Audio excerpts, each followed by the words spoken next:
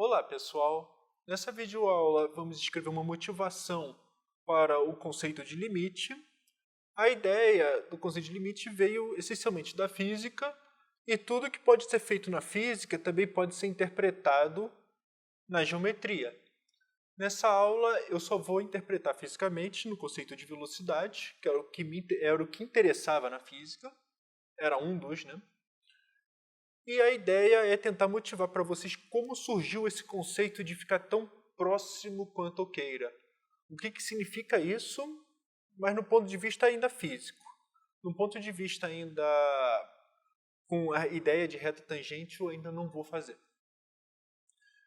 Então, o que nós temos? Consideram uma função de 0 para até um valor A, para os reais, não me interessa esse valor A, pode ser 5, 6, 10, tanto faz, em que para cada t de tempo, eu associo uma posição no eixo x mesmo. Então, posição de uma partícula, e muitas vezes a física usa a notação S0, S de 0 como S0 para declarar a posição inicial. Muitas vezes, em diagrama, o que a gente vê? Nós colocamos o eixo x, colocamos um ponto referencial, ou seja, a gente desenha no fundo a nossa reta orientada. Vamos supor que minha posição inicial esteja aqui dentro, à direita do x. Vamos supor que, por exemplo, S de 0 é igual a 2, para fixar as ideias. E a física costuma botar uma partícula no S0 igual a 2, fazer desenhos, fazendo sensação de movimento, para explicar o que está acontecendo. Por exemplo, em t igual a 1, S igual a 0, S de 0, a gente marca o S de 1 como algo por aqui, vamos dizer, S de 1 vai ser igual a 3. Aí ele continua fazendo as contas, o S de 2, sei lá, a partícula resolve fazer alguma doideira e vir para cá. Esse aqui é o meu S de 2 e depois a partícula vai fazendo outros movimentos. Então, no S igual a 0 igual a 2, S de igual a 1 igual a 3, S de 2 é igual a 0. E o que a gente vai fazendo, claro, com esses 3 pontos a gente não identifica o que a partícula está fazendo, mas o que a gente vai fazendo muitas vezes é marcar cada vez mais pontos até ter total noção de um movimento que a partícula fez.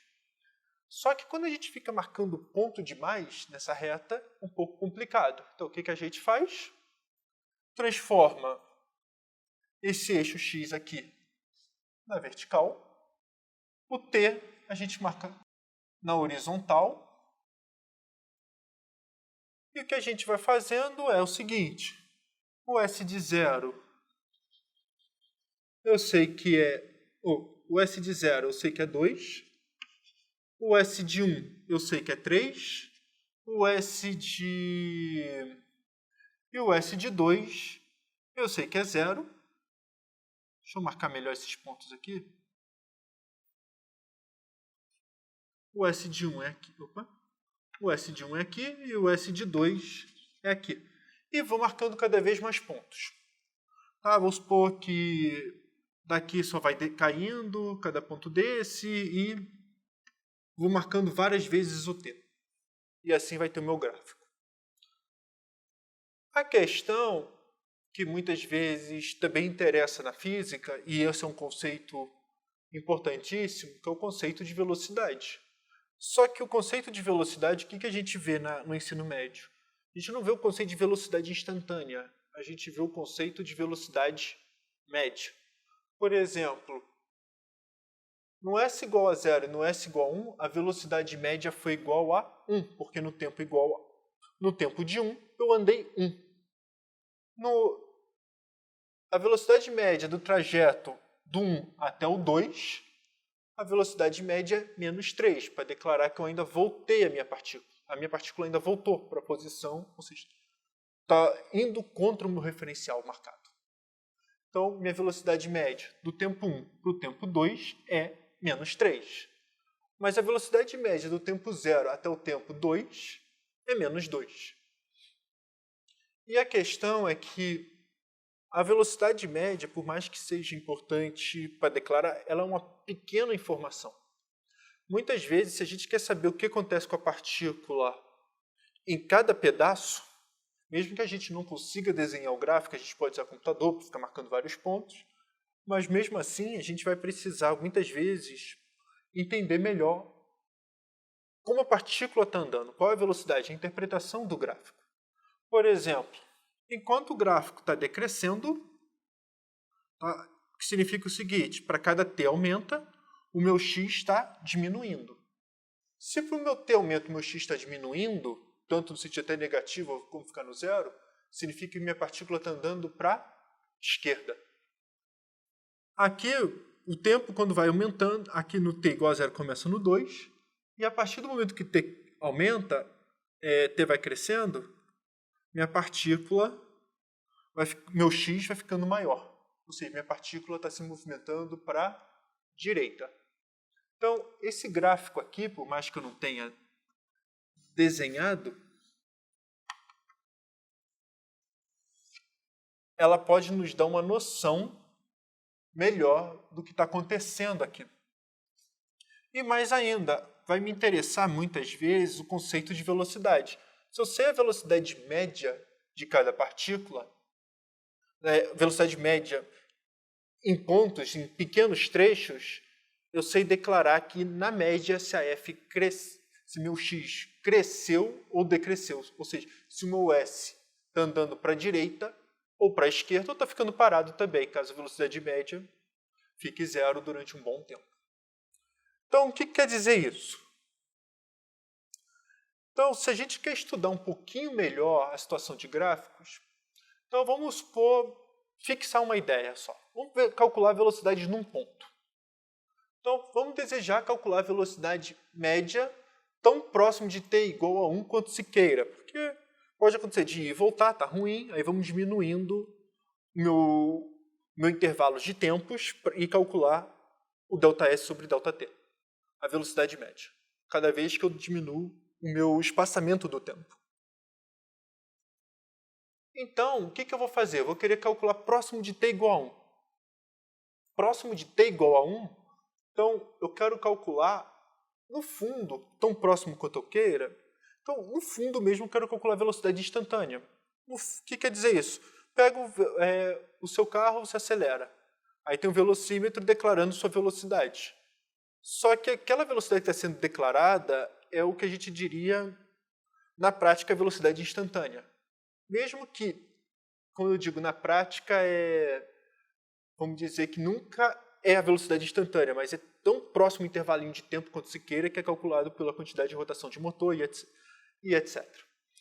Mas o que a gente quer fazer é ter uma noção de tão próximo quanto se queira, de modo que o meu intervalo, o meu ΔT, seja suficientemente pequeno e insignificante para o que eu quero encontrar no valor final.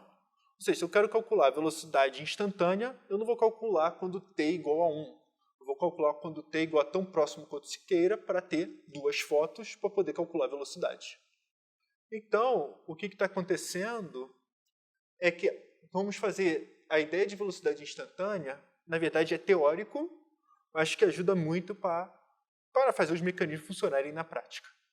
Então, o que a gente quer fazer é desejar calcular a velocidade média tão próximo de t igual a 1 quanto se queira, pelo menos teoricamente permitido isso, e essa ideia de tão próximo quanto se queira é o que a gente vai chamar de velocidade instantânea. E essa vai ser a ideia de limite no fundo. Então, vamos fixar as ideias. Vamos colocar equações que a gente conhece. Vamos trabalhar com gráficos que a gente já conhece, mas a gente vai fazer uma interpretação de calcular a velocidade, a função velocidade média, para próximo de t igual a 1, que é Vm. Vou botar Vm1 se quiser. Vm de t vai ser igual a S de t menos S de 1 sobre t menos 1, que é o tempo igual a 1. O S de 1 a gente declara, já sabe quem é o valor. E aqui está o meu gráfico de S. Então, vamos tentar calcular o que a gente chama de velocidade 1. Esse aqui, o V, é o que a gente chama de velocidade instantânea.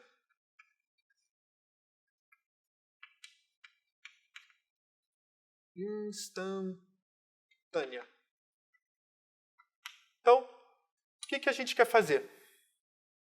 Para calcular a velocidade instantânea, a gente vai precisar entender legal essa velocidade média. Então, vamos fazer todas as expressões. Então, eu sei que Vm de t é igual a menos t ao quadrado, v de t, é s de t, menos t ao quadrado, mais t mais 2, menos s de 1. Quem é s de 1? Menos 1, mais 1, 0, mais 2, dividido por t menos 1.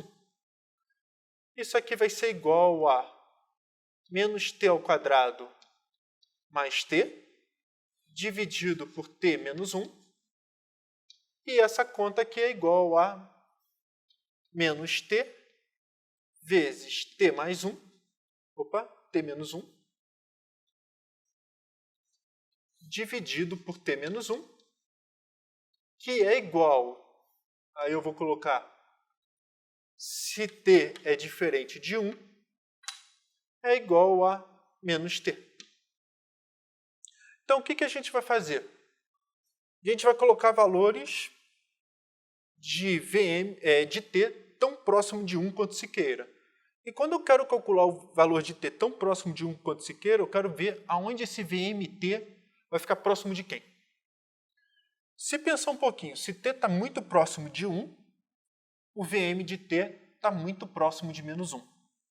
Então, se eu... Aí que é a motivação do conceito de limite, eu já vou usar a notação moderna para cá. Me interessa o v de 1 vai ser igual ao limite quando t tende a 1